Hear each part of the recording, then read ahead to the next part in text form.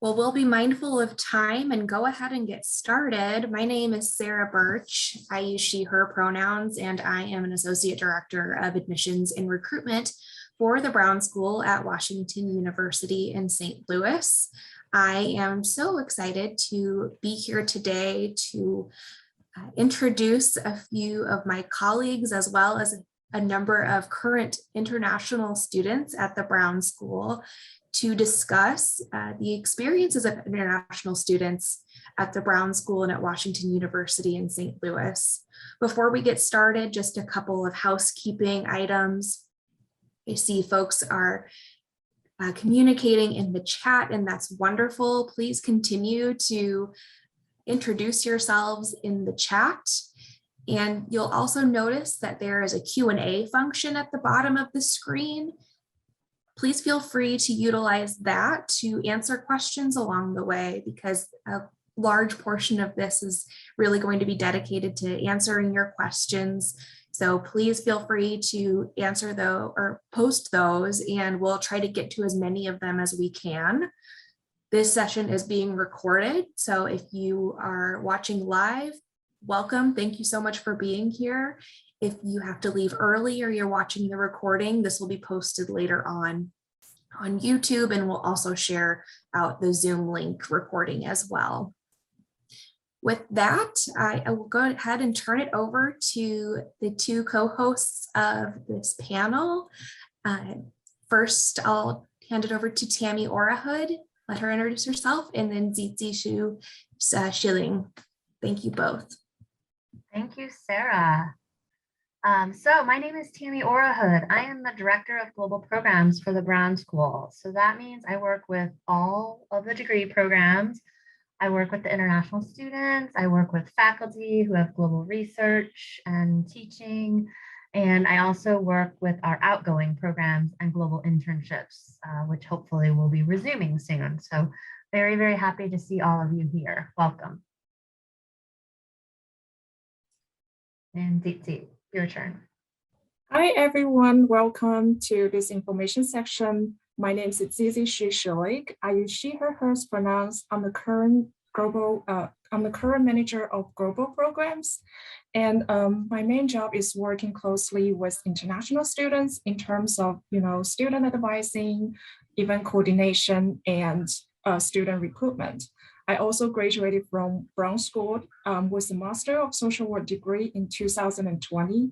And my concentration is aging and my specialization is policy. I'm very excited to share our information to you and hope you enjoy this section today. And first of all, before we jump into our resources and information, I would like to introduce our amazing student panelists today. So we have 5 students, current international student at Brown School. After this, I would let each of you to give a brief introduction of yourself. So can we start it from Adria? Thank you.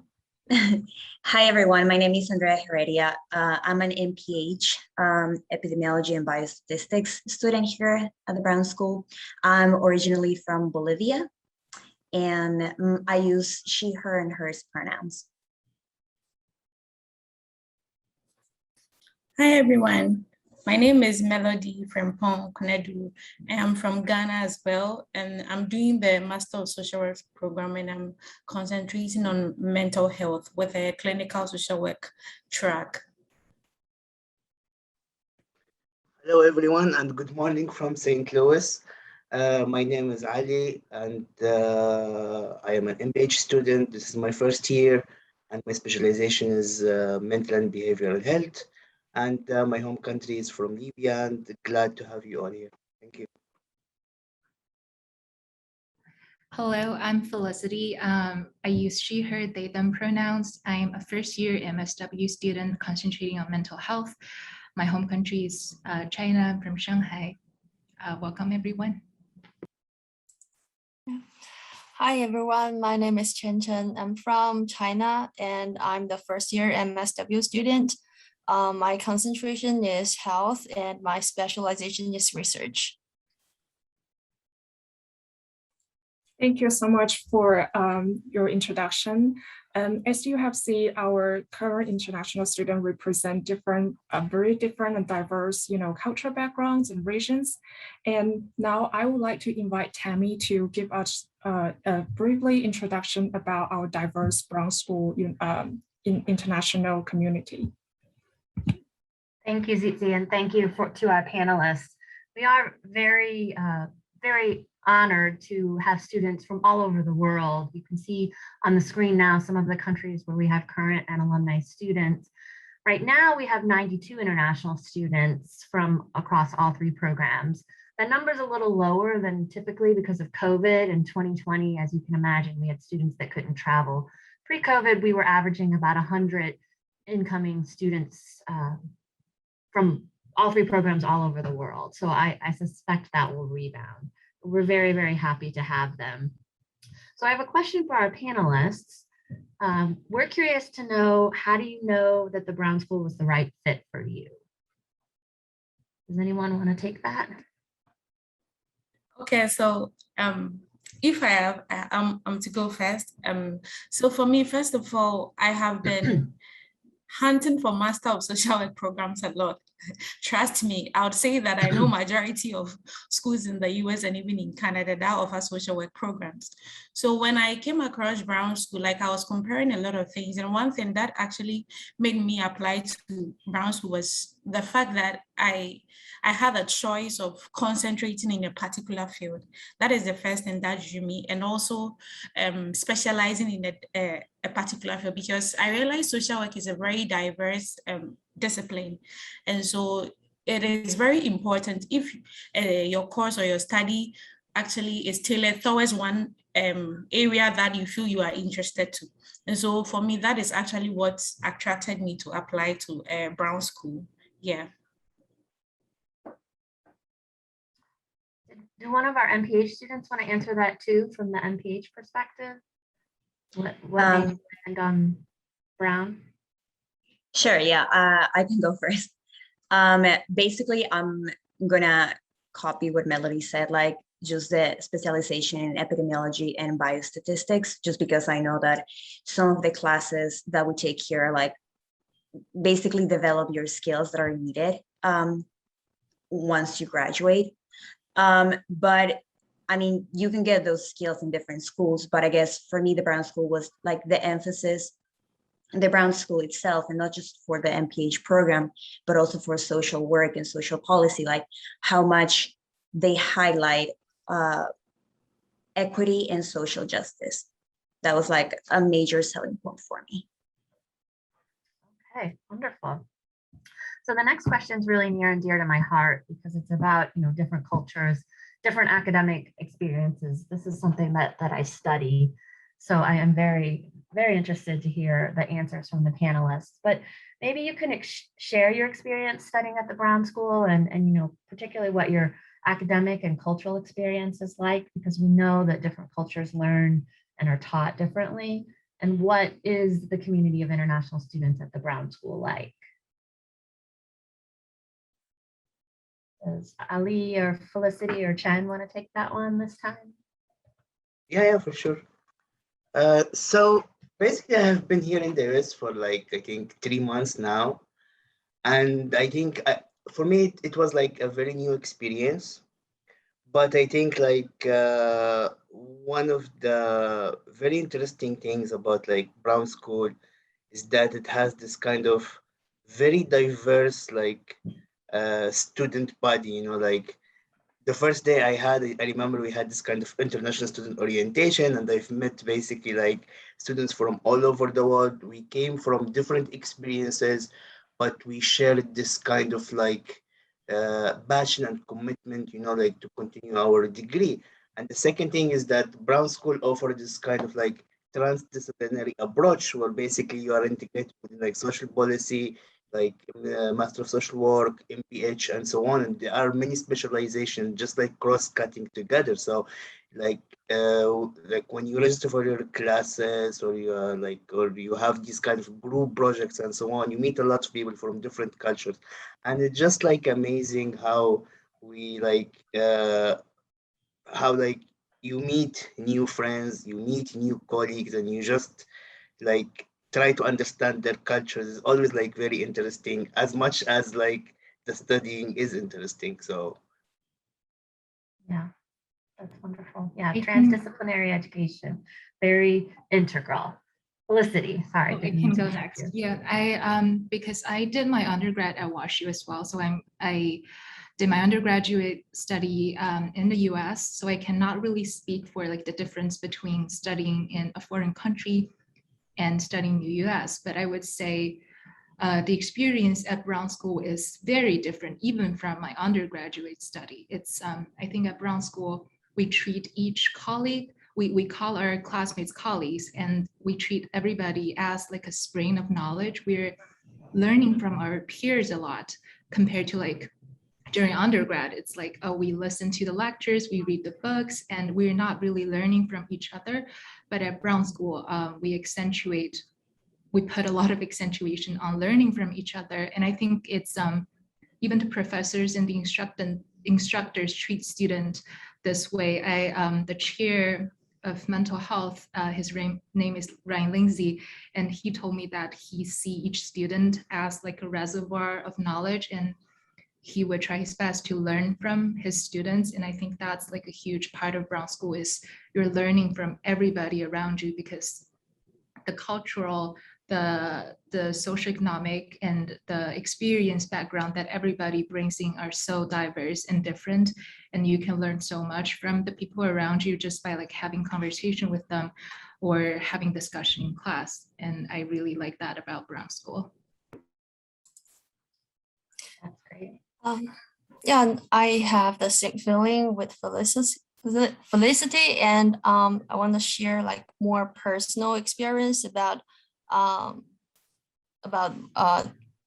when I communicate with my professors and a lot of faculties, and what I received is they are all here for me, and always I received a lot of support from them, and also they bring a lot of courage and confidence on myself, because it is my first time like to engage in a full-time study in a foreign country, and the language barrier is really a big thing, and they're always show their patience, and yeah, they spend a lot of time listening what I'm talking about. And yeah, I really appreciate that they're patient, and they're inclusive to me.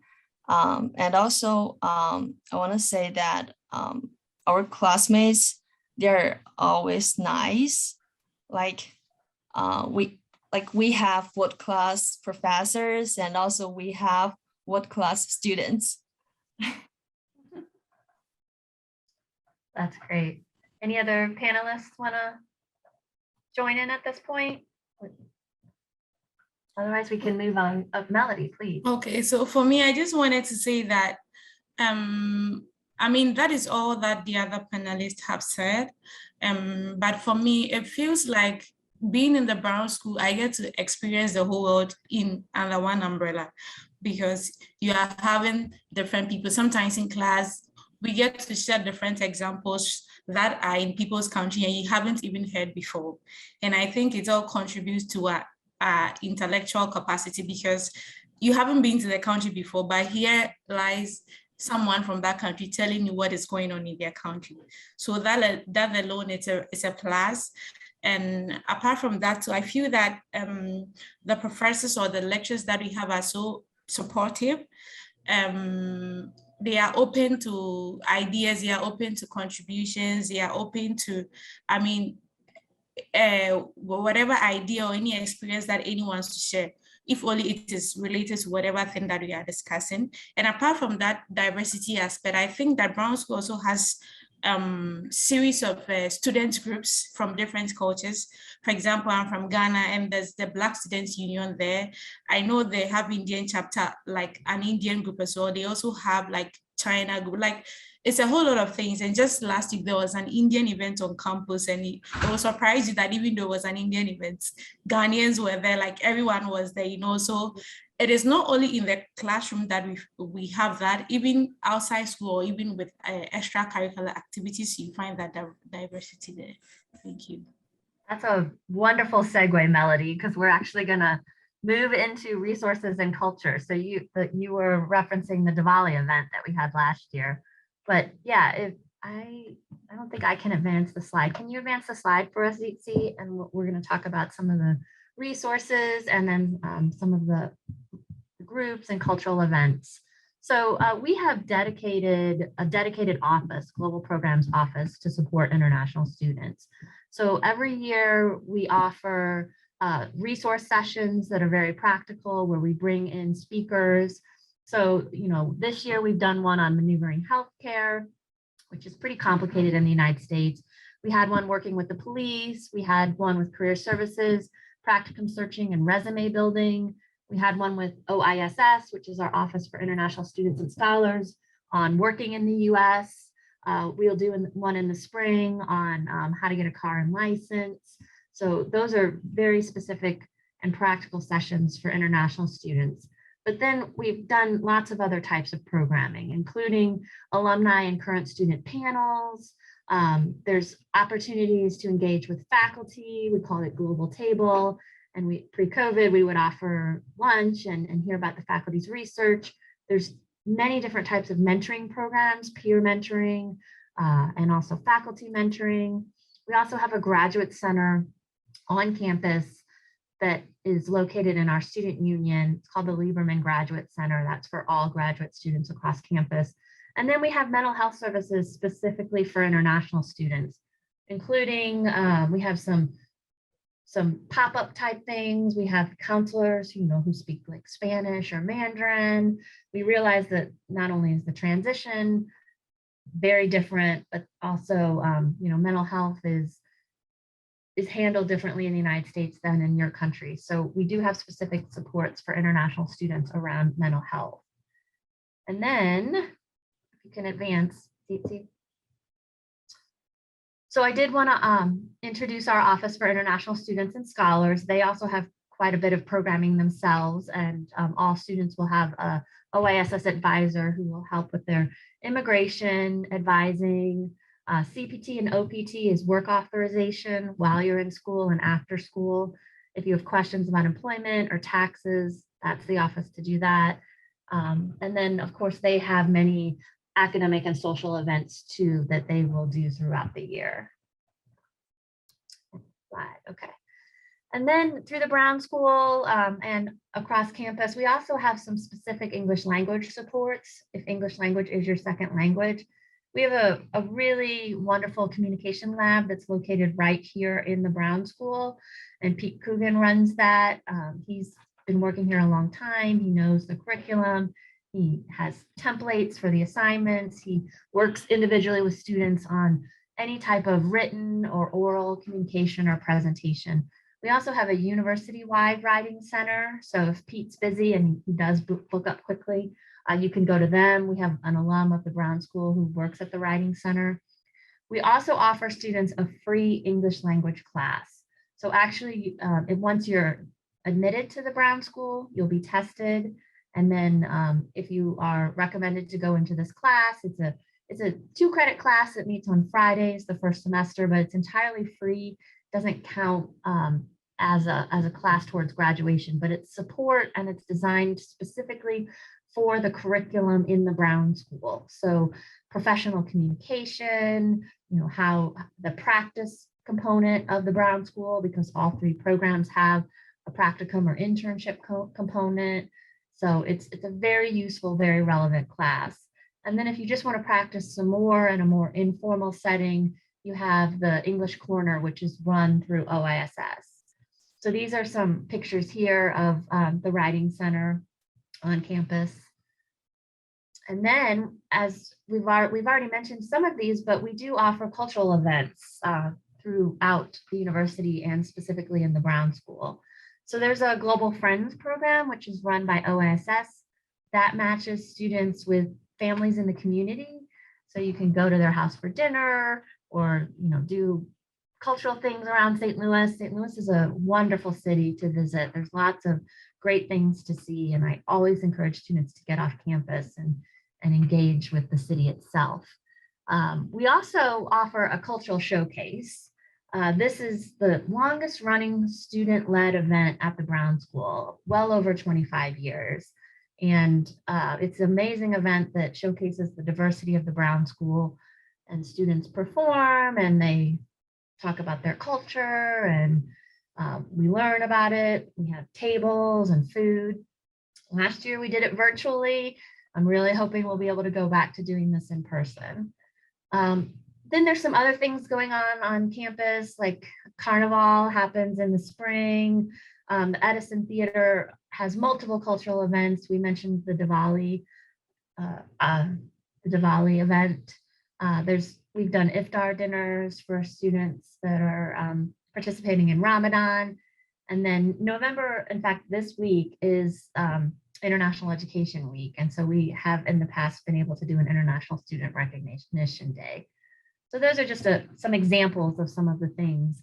We've got some pretty pictures to show you too, from some of the events at the Edison Theater. And then this is from the cultural showcase that right here in the Brown School. This is in Hillman Hall, which is also my background, which is a gorgeous event space and classroom space, and also where several of the research centers are located.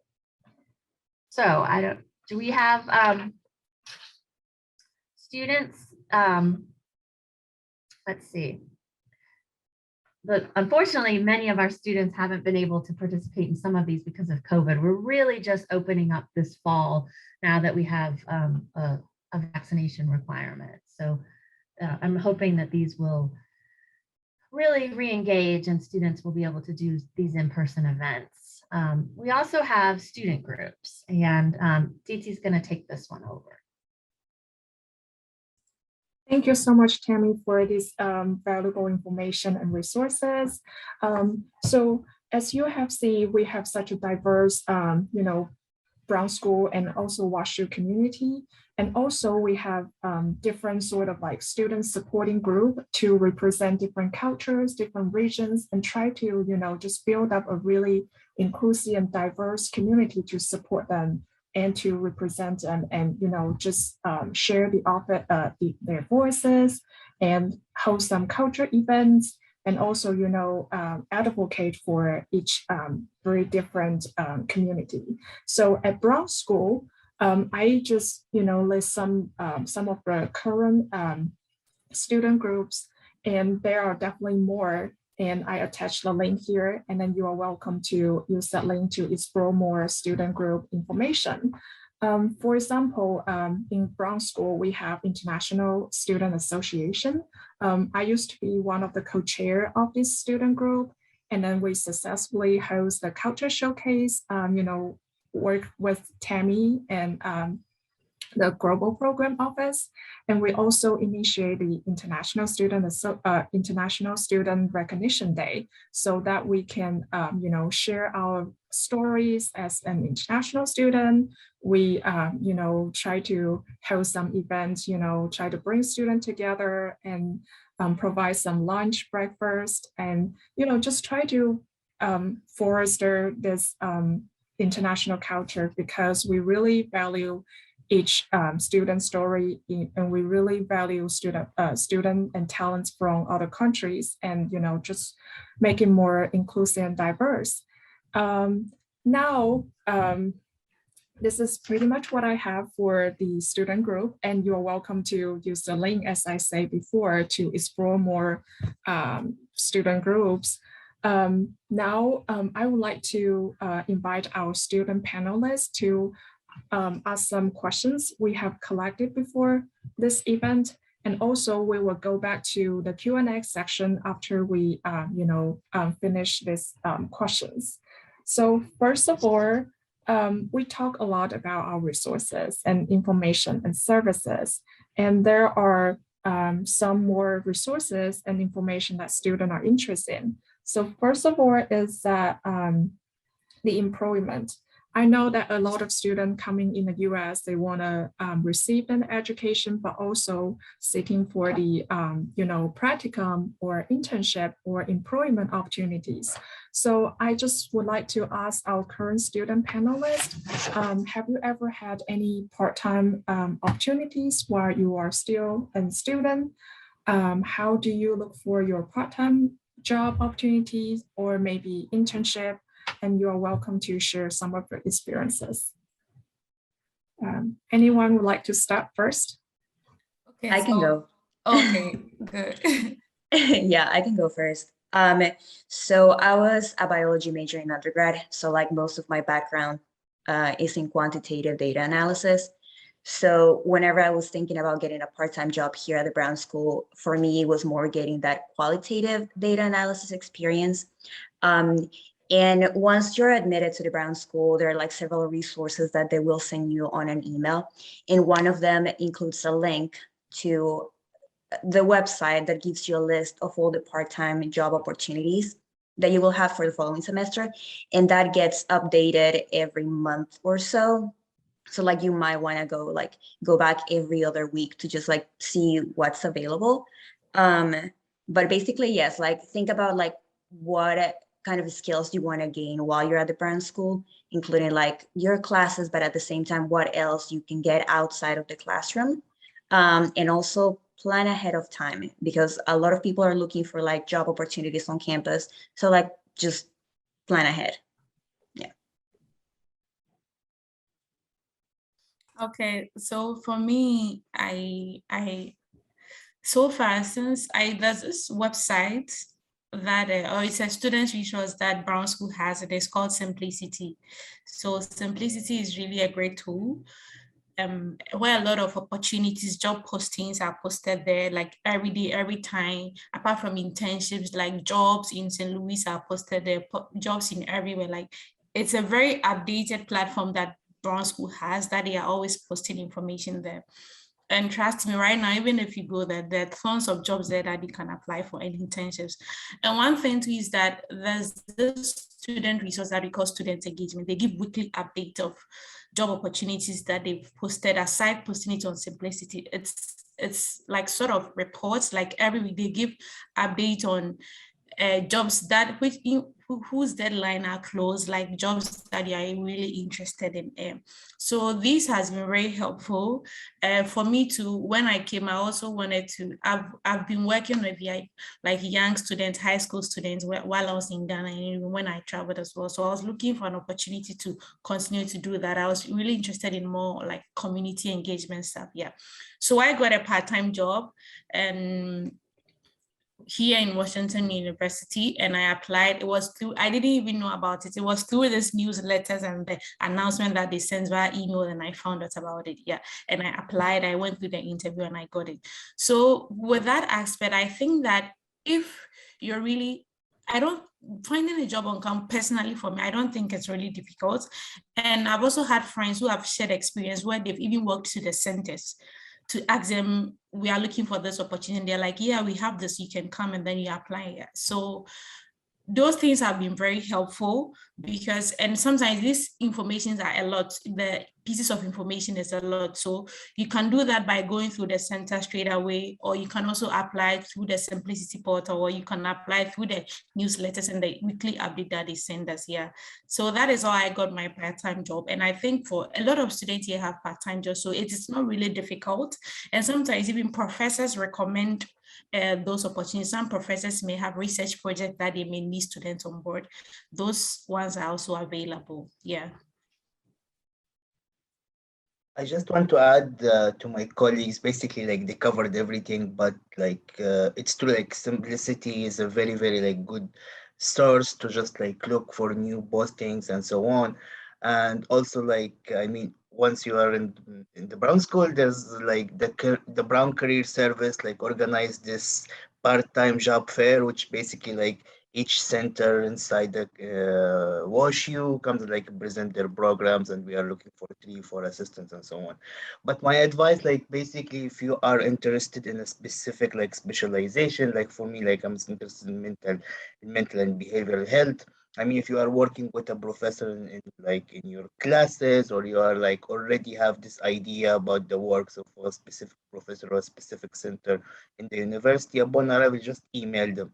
Just email them here. I have this experience, or I have this motivation. It's not all based on your experience. Sometimes motivation is enough, and just email them. I mean, you can email, I'm looking for like any kind of opportunity with you and so on. And from my experience, everyone like replies, like they say if they don't have now, or they will say yes we do. So but like in Brown School, the more like you engage and you reach out, the more opportunities that you will have. Wonderful, wonderful. Thank you so much for your sharing. And I would like to also highlight some of the services we have. So for your either practicum, internship, or even job preparations, we have an amazing career services center that will guide you through the resume preparation, cover letter preparation, and interview marking, and etc. And we also have wonderful field education office that will also provide the information and then connect you to different practicum or internship agencies. Just like a lot of panelists have covered, once you are reached out to different agency, we are here. We have a lot of resources that you can use and to help you to build up your career path. And the next question is regarding the next question is regarding, as a international student, a lot of students are a little bit concerned about, their the documents for example, like looking for CPT, or even in the future like OPT. Just during the practicum seeking, I think that's how do you navigate the resources to help you to prepare for those legal documents like CPT and I-20?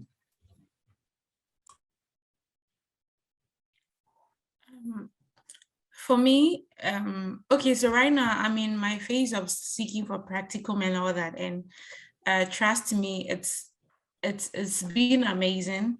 I was actually surprised because Brown School has a lot of professors and teachers who helps in finding this practicum. Actually, there's this website that we have that they update. So one thing is that, yeah, let me say this first. Brown School has a list of organizations that they are affiliated to in St. Louis or even elsewhere. So what they do is that they've updated all these people, like all these organizations that are taking practicum or concentration students on this board. So it's virtually like the searching has already been done for you. What you have to do is to just reach out to ask if they are still taking more students. And for me, that is what I have. Initially, I was having fears that I wouldn't get any practicum. And right now, I feel like I have so many options to choose from. And I'm wondering, because I was thinking it would be hard, and here I am that I have like 3 people who are willing to take me, and I don't even know which one to choose. So Brown School, the Office of Field Education, provide that platform. And throughout this process, every student has a field instructor or a field supervisor that they work with, and mine, she's been very amazing. She has almost the list and contact list of every organization in St. Louis, unless you don't tell her. So it's been very good, and they have also grouped this practicum opportunities according to concentrations or specializes. So for example, if you want to do mental health, you just go straight to the mental health column, and then all the organizations are there for you. And even aside that, they hold periodic meetings with these organizations for them to share more, even how we can apply for this practicum opportunities, what they expect from us, when they want us to start and all that. So I think all the search, everything, students have to go through that stress, reaching out to organizations. Please, everything has been done. You just have to reach out and then you are good to go.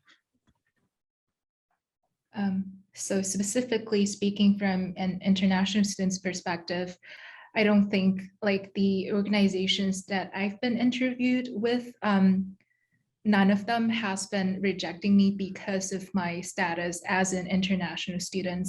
And I was interviewing with the psychiatric department at Washington University Medical School yesterday, and a lot of people on their teams are international students, or they used to go through the process of applying for a CPT. So they're very understanding of the extra steps that may require for international students. And I don't think like your particular status as an international student will be a barrier in terms of applying for practicum. I think future career, applying for OPT, that may be, but at least during the practicum search process, it's not an issue at all based on my personal experience.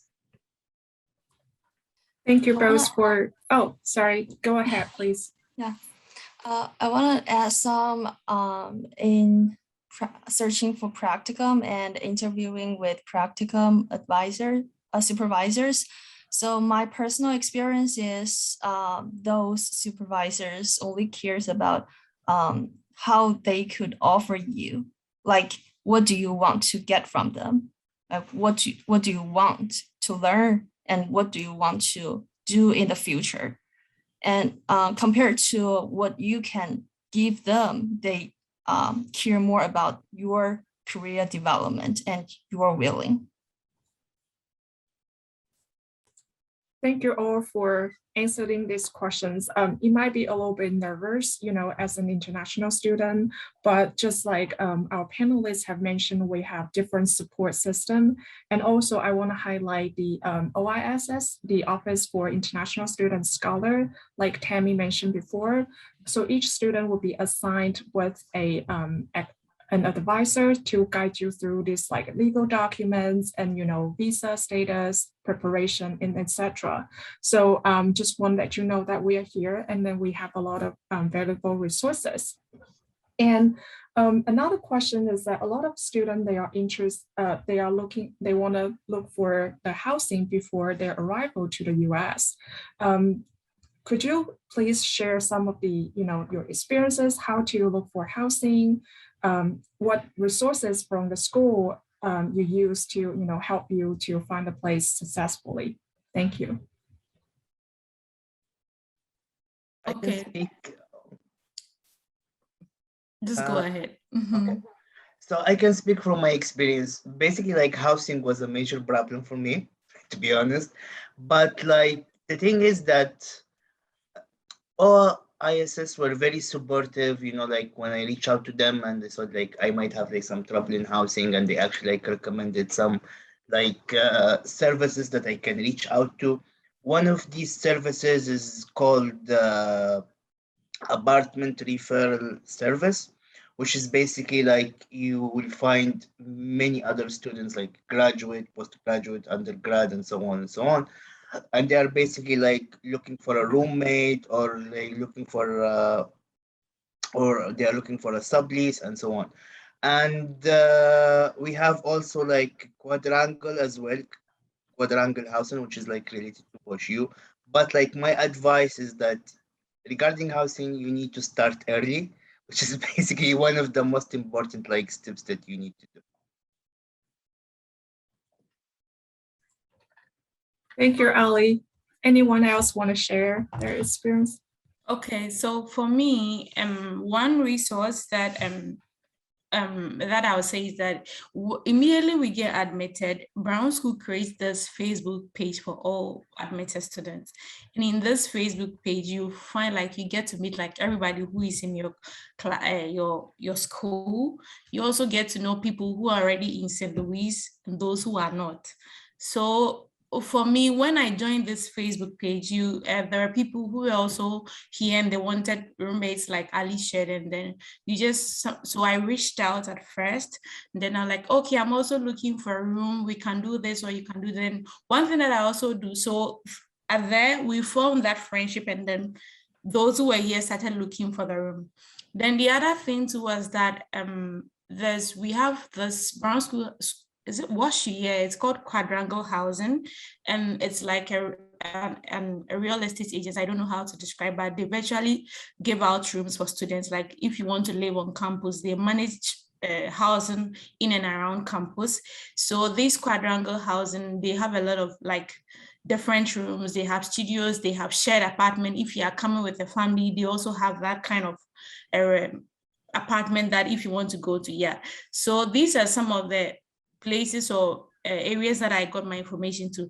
And even apart from that, there's also this Facebook page, like Rent in St. Louis or something. If you just want to explore more, you could also join this Facebook pages and then be posting your questions and be posting. Sometimes people even post available apartments over there.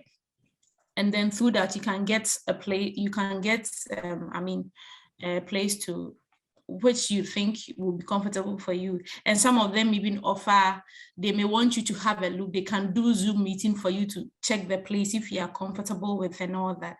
Yeah, so these are some of the resources that I used. That was very helpful. And another thing too was that sometimes you could get like students who are graduating and they want to leave their rooms, and they'll be like, oh, I'm leaving this place and my roommate is completing, she's leaving to a different place, so they want someone to come and replace them. And then yeah, so this for me, it wasn't very difficult for me finding a place to go to live. Yeah. Thank you so much for all your answers. So Nancy, I think we need to move into the questions to make sure we have enough room or time, for all the students who have questions. We have ones that have been submitted through the Q&A, so we can start with that. And then we have some students with raised hands. Yeah, please go ahead. Okay, so the first one is for prospective students interested in a career in mental health interventions on the micro level. Why is the MSW a better fit than a master in counseling? And actually Felicity said she'd like to answer that question. It was okay. So for me, I actually debated between applying for a master in counseling or a master of social work before I applied for WashU. And I think the major difference is a master of social work put a lot of emphasis on social justice and equity. And you're not only studying the intervention at a individual or micro level, you're studying the social determinants for why a lot of things are the issue and why we're seeing this prevalence of like the mental health crisis and a lot of things that are going on. I think I don't really know about the Master of Counseling program because right now I'm studying social work, but I think based on my understanding, I feel like a Master in Counseling is it's more narrow in the sense that it's only studying interventions instead of studying the larger societal structure that are contributing to a lot of the mental health problems. And I think if you want to address I think it's really determined by your personal understanding and your personal preference for what you want to study during your master's degree. That was an excellent answer, Felicity. I think you really covered it there. The Brown School looks at systems in addition to learning the therapies and the interventions. That's great. So then we have a question. Do many international students come directly from undergraduate degrees? About how many years of work experience do international students tend to have before joining the MSW program? And Andrea said she'd like to answer this question. I know the question was specifically for like the social work program, but I think it also applies for like public health and social policy. And not only for international students, but also like domestic students. My roommate is in the social work program and like she basically came straight from undergrad. And then in your classes, as Felicity was saying earlier on, like you learn it from your classmates as well whenever you're here in the Brown School. So it's like, yes, you have, I guess, 50-50 people who just came out straight from undergrad or like people who have been working for like 10 years and they decided to change fields and they're here at the Brown School. So like, it basically depends. Like you have a little bit of everything. Yeah, I absolutely would agree with that. I do think our international students tend to have a lot more experience than some of our domestic students. We even have a 3-2 program, which might even be what Felicity did, where we have undergraduates from WashU who get a bachelor's degree from WashU and then come here for their master degree. But then we have students who've been like in the Peace Corps or who've you have significant work experience. So it does vary, but our international students tend to be very, very impressive in what they've done. Excellent. Okay, this is an interesting question. How does the MSW mental health curriculum address cultural biases towards mental health needs and services? For example, mental health is a taboo subject in my culture. It's a great question. Sarah, are you there, or should we throw this out to the panel? Sarah was having some technical issues. So I know we have some students on the panel who are studying mental health. Does anyone want to address that? Do you talk about culture and mental health in your classes?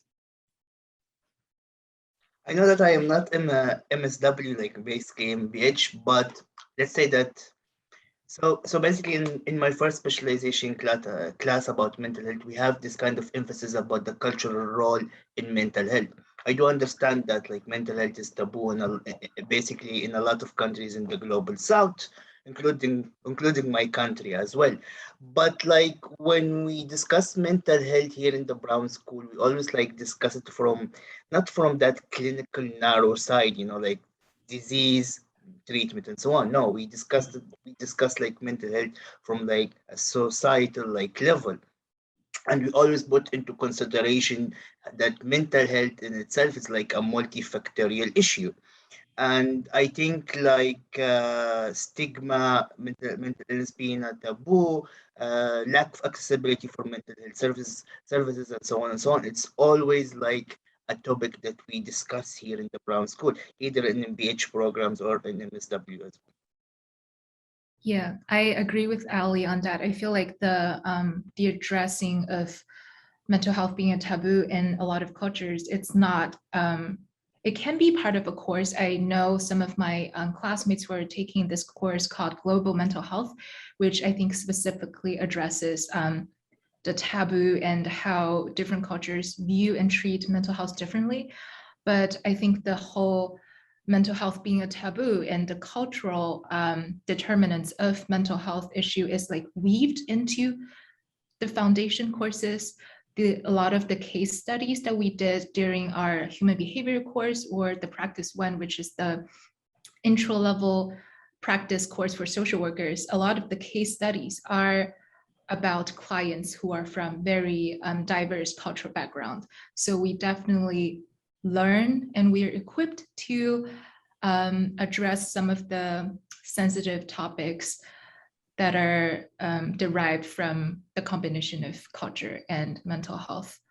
And you can also like pick, because like during practice one, you can write a story for the client that you want to work with. And if you're interested in working someone from like a different culture background other than the US, you can do that by writing a character or a client that is from that culture. So you can tailor your interest to whatever that you're studying. That's wonderful. Yeah. Okay. The next question is for Ali, because it's talking about the mental and behavioral health concentration for MPH. So we do have, as we've noted before, multiple concentrations to choose from in social work and public health. If you're interested in social policy, that's a one-year program in social policy. But the mental and behavioral health is a relatively new concentration for MPH. In the MSW program, we have both a mental health concentration and a health concentration, among others, including international social economic development. So Ali, they want you to discuss a bit more about that concentration and what are the different avenues available after graduating with mental and behavioral health. Right. Thank you, Tammy. So basically, personally, I came from this background where I worked like in like several organizations working on community mental health and psychosocial support. So I can say that the courses or like the classes that you're gonna take about mental and behavioral health is gonna give you this kind of perspective about the importance of public health, and also like equip you with these kind of tools and understanding and perception about how you can effectively like not just like in small scale intervention, but also in programming.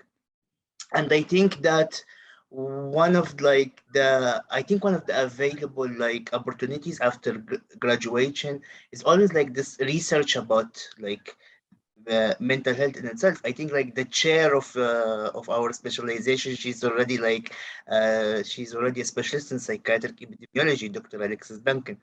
And I think like also the faculty for mental and behavioral health specialization, they came from different experiences. Some of them worked in India, some of them worked in Afghanistan and Pakistan, and so on and so on.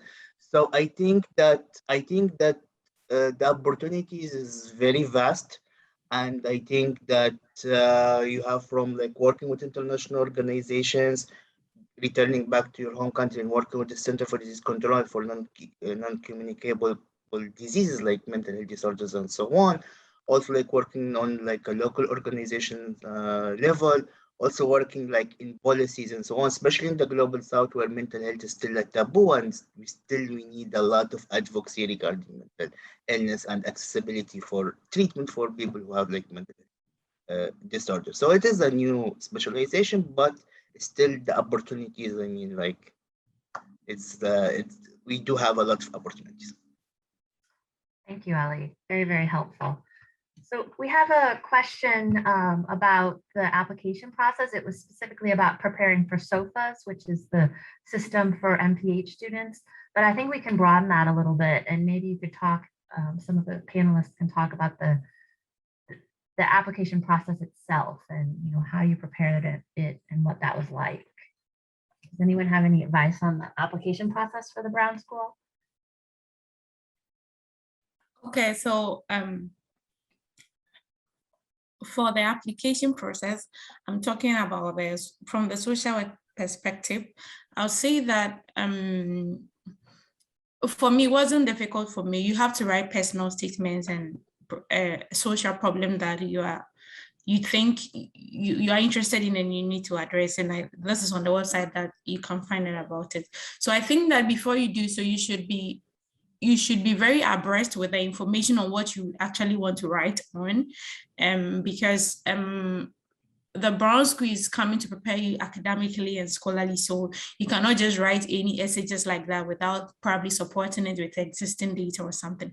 So I think one thing that students should be conscious of is getting sources that they can use to support the kind of essay or the kind of social problem that they want to address. Like, let the admission board know that, yeah, this is actually a problem. Sometimes even if the problem even exists in your country, it is better to use sources for them to know that, oh, okay, this is what is going on.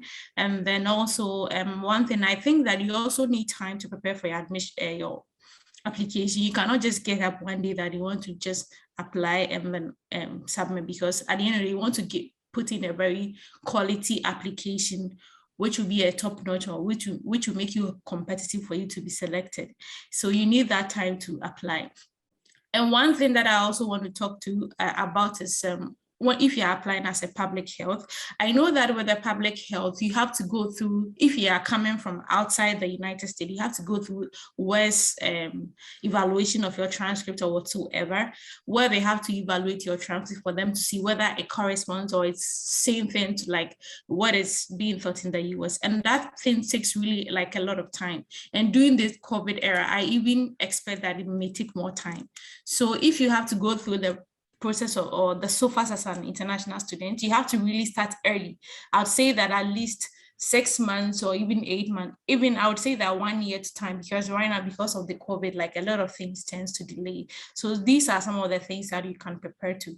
For social work program, you don't have to write GRE, but if you're applying for public health and you want to write GRE too, I think you can do it. And that one too, you really need preparation to do that.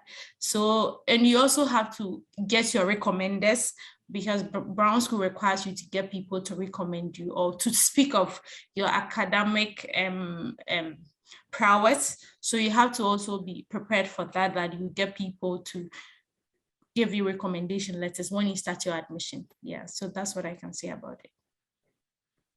Excellent advice. So we are running out of time. So if you have questions, please put those in the chat so that we can answer those quickly. Also, we have the contact information for both myself and for Ziti. So you can email us at any time. Ziti is very active on WeChat, so find her if you use WeChat. I'm very active on WhatsApp. I am on WeChat too, but I don't speak Mandarin. So if you want to ask the question in Chinese, then Ziti might be better. But I use WhatsApp a lot with current students and other students. So find me if you have additional questions. So very quickly, I want to thank the panelists. And as an ending, if you can give just maybe one quick piece of advice for the international students. And Melody, you're on my screen, so we'll start with you. Okay, so what I would say is that don't panic. Reach out to people, and then know that you have people to support you. Know that you are not the first person as an international student to be here. So don't panic, take the bold step, and always remember that Brown School has resources to help you in everything that you do. Yeah. Wonderful. Who wants to go next? Your piece of advice. I can go next. Basically what Melody was saying, reach out. If you have any questions, just go ahead and answer them. Like that's what Tammy and CC are for. Any questions. And also regarding the application, especially for like the MPH program, I don't think the GRE is required anymore, right? That's correct. Yes, we were going to correct that. The GRE is not required for the MPH program. Yeah. But also whenever you're writing your personal statement, make sure that it's very clear what you're trying to communicate, like the reasons why you want to pursue the MPH program, the leadership positions that you had before, just make it very clear. So like whenever somebody's reading it, they know exactly what you want to do with your MPH degree. Thank you, Andrea. I can go next. I would say you belong here. If you really want to pursue a career or study in either MSW or MPH, you belong here. Don't question yourself. The imposter syndrome, get rid of that. We welcome you. And as my colleagues have said, there are just so many resources, and no matter what kind of question or problems that you run into, there are people here for you. So don't question yourself, don't panic, and we welcome you with open arms. Okay. I can go next. Wonderful. So my advice is go for it and don't hold it back. And you deserve what you deserved. And for the application process, I want to say that it's better to have a deadline for yourself so that you can work more efficient and yeah. Wonderful. And last but not least, Ali.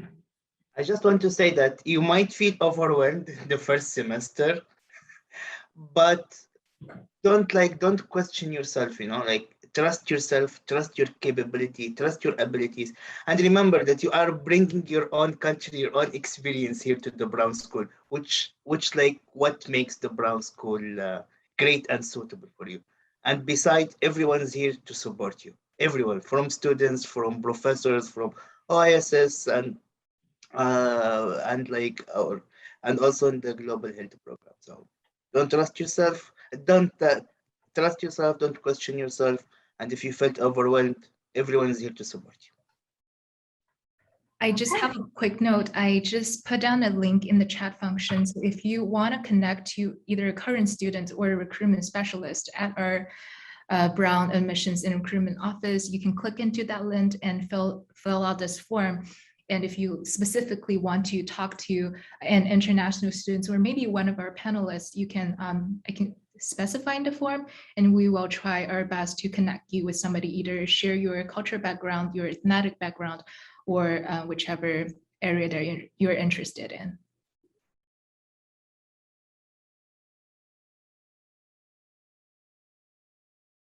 I'm done. Can everyone hear me? Great. Looks like we lost Tammy, but I will go ahead and close us out. Thank you all so much for being here. Thank you to our student panelists. Zitzi, thank you so much for leading this great session.